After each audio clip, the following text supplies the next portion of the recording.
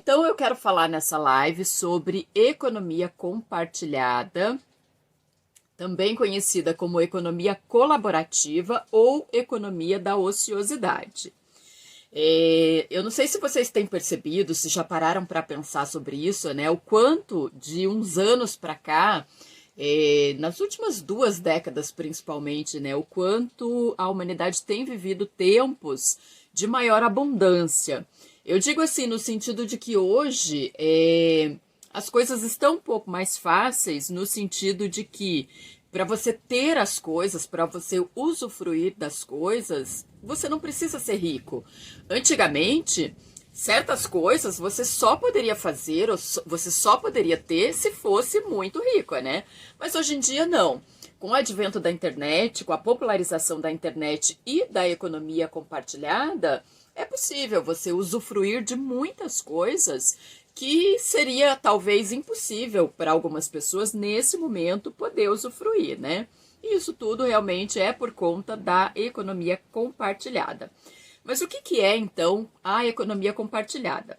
Bom, eu vou trazer para vocês um conceito da economia, das ciências econômicas, que é o conceito de capacidade excedente. O que é a capacidade excedente? Capacidade excedente é quando você tem um bem, é um bem que já existe, que já foi produzido, mas esse bem ele está sendo subutilizado. Então, o que sobra de utilização, o que sobra que não está sendo utilizado desse bem, o percentual desse bem que não está sendo utilizado é chamado de capacidade excedente, essa sobra.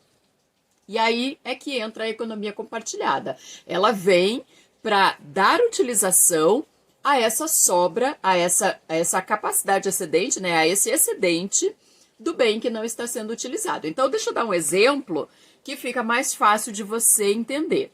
Por exemplo, você tem um carro. Se você tem um carro, muito provavelmente você utiliza o seu carro ali para ir ao trabalho e para voltar do trabalho, né? Vamos usar esse exemplo que é mais ou menos a realidade aí da maioria das pessoas que tem carro. Então vamos dizer que você leve lá 1 hora para chegar no trabalho, para ir para o trabalho, 1 hora para voltar do trabalho. Então você utiliza o seu carro por 2 horas, mas você precisa custear o seu carro pelas 24 horas do dia.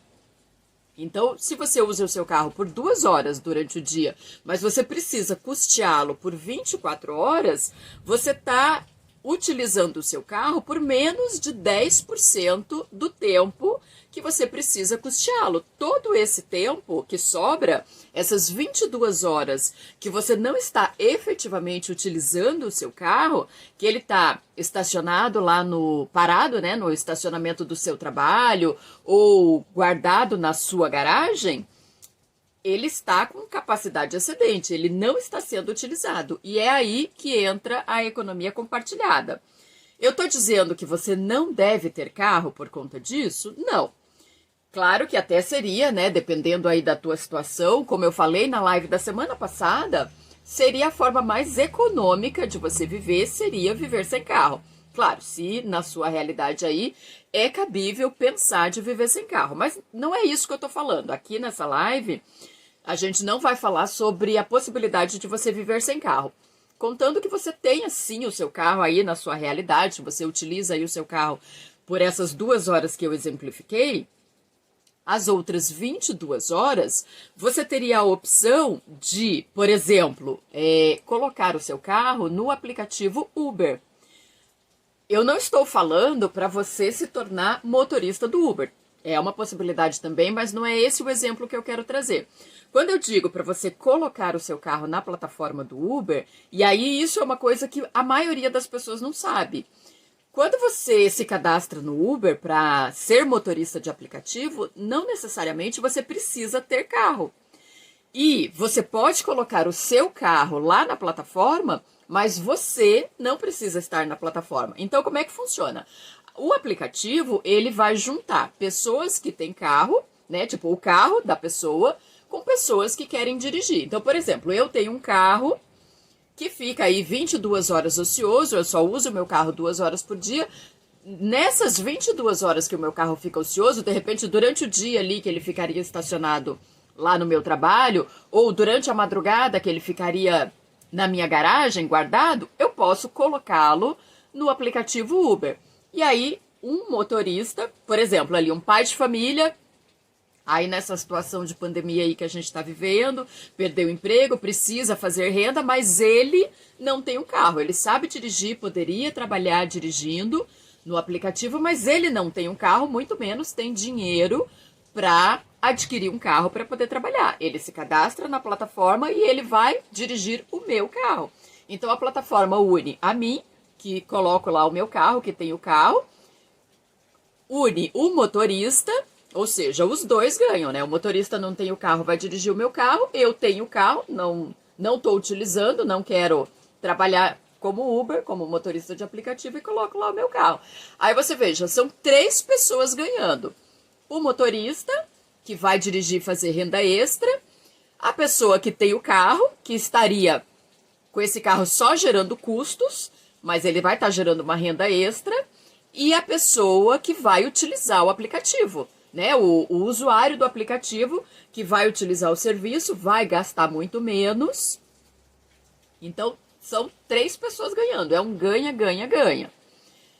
E aí, existem outras plataformas nesse mesmo sentido. Por exemplo, o Airbnb é uma plataforma de economia compartilhada. O Airbnb hoje é a maior rede hoteleira do mundo, sem possuir dele um único quarto de hotel.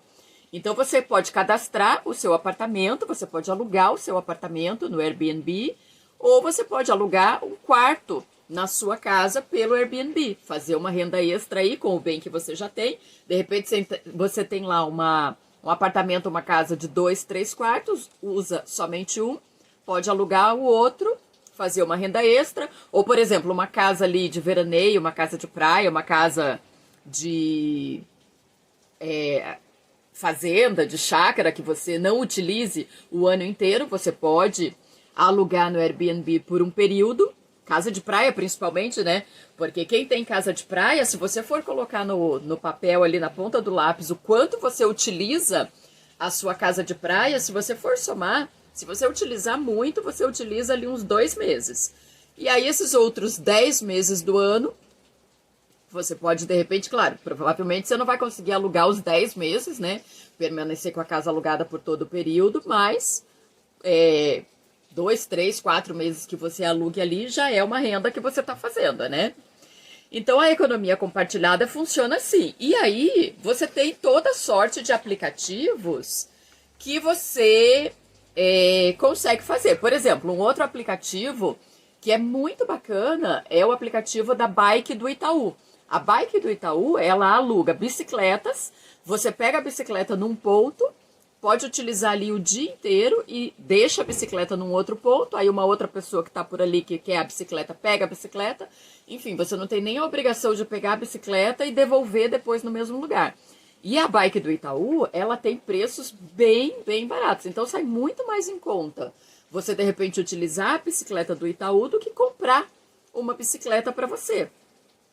E aí a vantagem, o que o Itaú ganha cobrando tão pouco no aluguel da bicicleta? Ganha visibilidade, ganha marketing, praticamente gratuito, né? Porque a bicicleta ali com o nome do Itaú tá andando a cidade toda, todo mundo vendo aquilo, né? Tem também a questão da sustentabilidade, então é super vantajoso para ele também. Aí tem um outro aplicativo também que é bem bacana. Esse eu sei que tem em São Paulo, não sei dizer se tem em outros lugares, mas o pessoal de São Paulo vai poder confirmar. Que chama It's For You, que une cozinheiras que eu digo não cozinheiras profissionais, cozinheiras, donas de casa, que fazem ali aquela comidinha caseira, a pessoas que querem se alimentar de maneira mais saudável, comer aquela comidinha caseira. Aí, ou seja, a cozinheira tá ali fazendo, né, o seu almoço, vai apenas fazer um pouco mais de comida e vai fazer ali também uma renda extra, né? E a pessoa do outro lado, que quer se alimentar melhor, aquela comidinha caseira, tá cansado de restaurante, pega ali das cozinheiras. Então, todo mundo ganha. Aí você tem também aplicativos, por exemplo, para alugar ferramentas. Quer ver, ó? Se você não trabalha com esse tipo de ferramenta, furadeira, por exemplo, uma coisa que teve uma época que era muito moda da gente comprar, que era aqueles vaporeto de limpar, né? Limpar a parede, limpar a casa com aquele jato mais forte. Quem aí não comprou o vaporeto, usou lá um pouco, depois ficou lá encostado? Pode colocar para alugar lá no aplicativo. Então tem toda a série de coisas. Outra coisa também que você pode alugar, vestido de festa. Tá lá, por exemplo, festa de 15 anos, fez o seu vestido. Ou festa de casamento que você foi, formatura que você foi, fez o vestido. Provavelmente você não vai estar repetindo esse vestido, talvez não use nunca mais o vestido.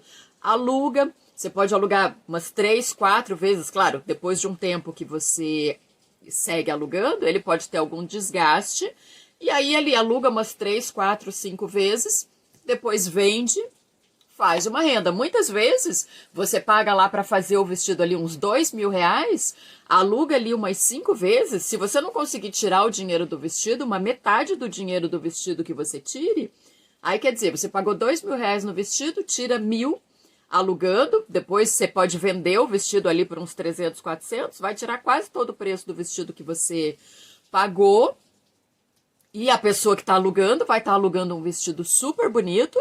Não é aluguel de loja, que a gente sabe que de repente para alugar vestido em loja, eles alugam muitas e muitas e muitas vezes, então o vestido está bem desgastado. Alugando assim de pessoa física, o vestido vai estar muito mais conservado. Aí, claro, de repente você até pode cobrar um pouquinho mais caro, né? Por conta do vestido tá novo, tá super conservado, não ser de loja. E a pessoa que tá alugando tá ganhando, né? Porque tá alugando um vestido realmente de particular, super conservado. Então, é super vantajoso.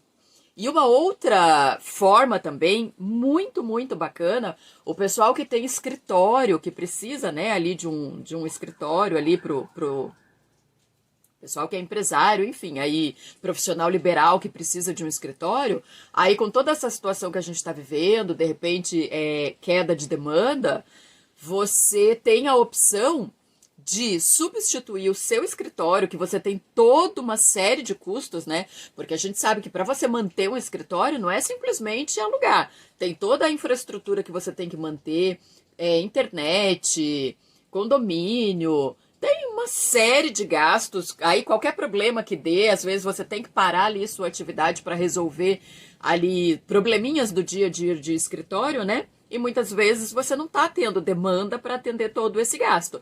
Porque todas essas demandas aí que um escritório tem, independente se você está produzindo ou não está produzindo, se vende ou não vende, a demanda mantém, né? Aluguel mantém, condomínio mantém, luz mantém, internet mantém, continua tudo.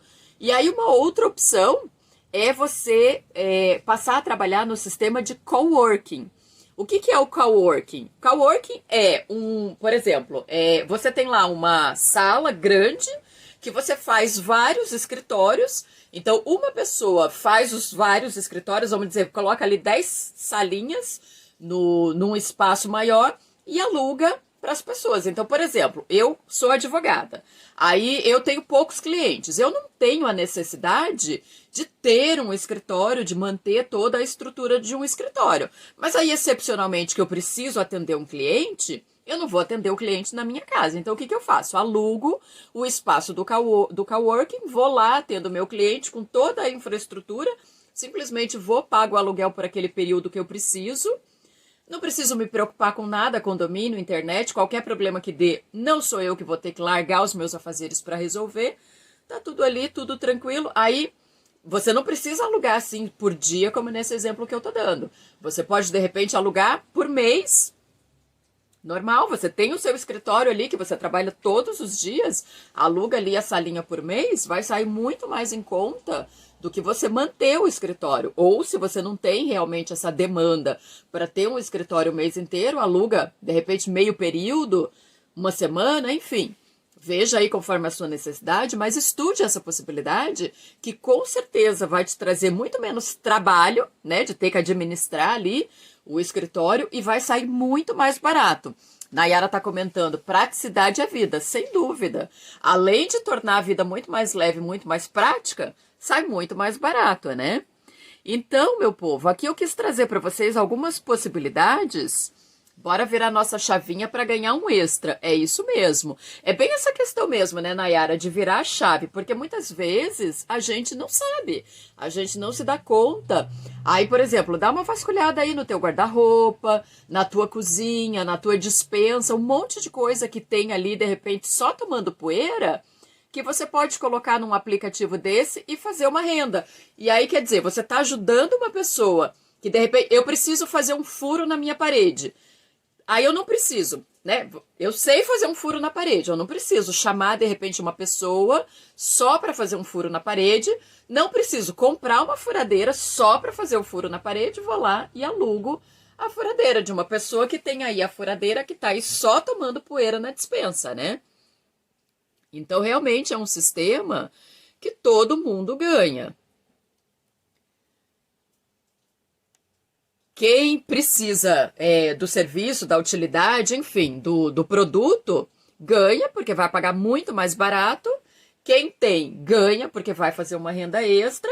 O sistema, o mundo como um todo, ganha, porque são muito menos bens sendo produzidos. Nessa questão aí do carro, por exemplo, desde que andar de carro passou a ser muito mais barato, né? Porque vocês lembram, antigamente, para a gente pegar um táxi, meu Deus, era uma fortuna para você andar para qualquer lugar que fosse de táxi. Hoje em dia, o quanto é prático, fácil e barato você pegar um Uber. E aí, isso significa o quê? Menos carros sendo produzidos, menos carros no trânsito, menos poluição. Então, o mundo agradece, né? A sustentabilidade agradece. Então,